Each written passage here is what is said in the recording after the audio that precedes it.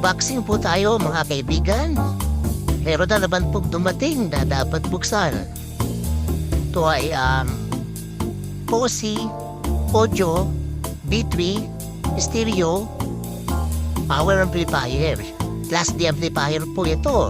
Sige po, buksan na natin. Posi Audio Hi-Fi Made Fun. Meron po ako dating na-review at kasalukuyang ginagamit yung Posi Audio BT20A Pro. Pareho lang sila nito. Pero yun, may mga tone control, samantalang ito wala.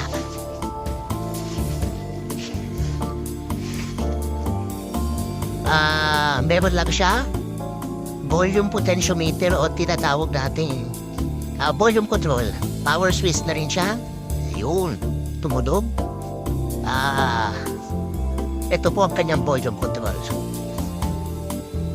Ngayon, ang pinagkaiba nito sa unang amp ko na BT20A Pro, wala siyang tone control. At mas malinis daw tumunog ito. Wala siyang coloration dahil wala siyang bass treble control. Strictly pang-purist ito. Hindi ko naman sinasabi na purist ako, pero mas gusto ko walang tone controls dahil natural sounding siya. Diba? Sa likod, analog output lang siya.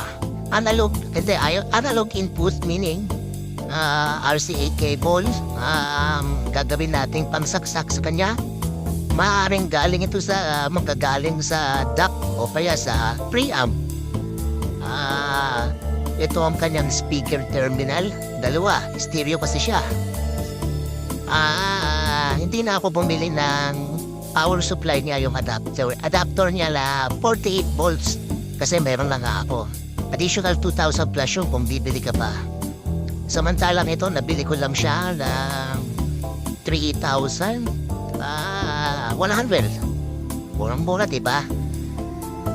According to specs, 300 watts daw siya.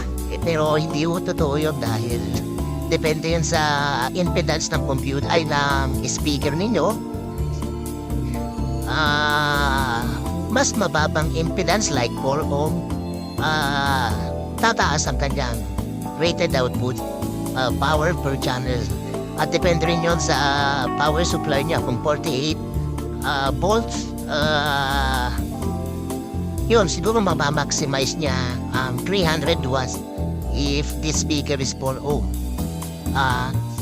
Pero in all likelihood, karamihang speaker naman natin is 8 ohm and 6 ohm.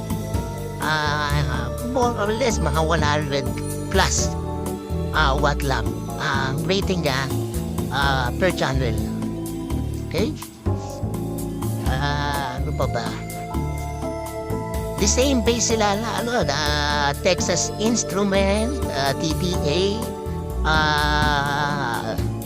3255 yung chip niya. Kaya in all likelihood, pareho lang sila tumunog ng BT20A Pro, pero mas latest ito at mas premium daw ang parts na inilagay sa loob nito. So let's see and find out sa testing natin.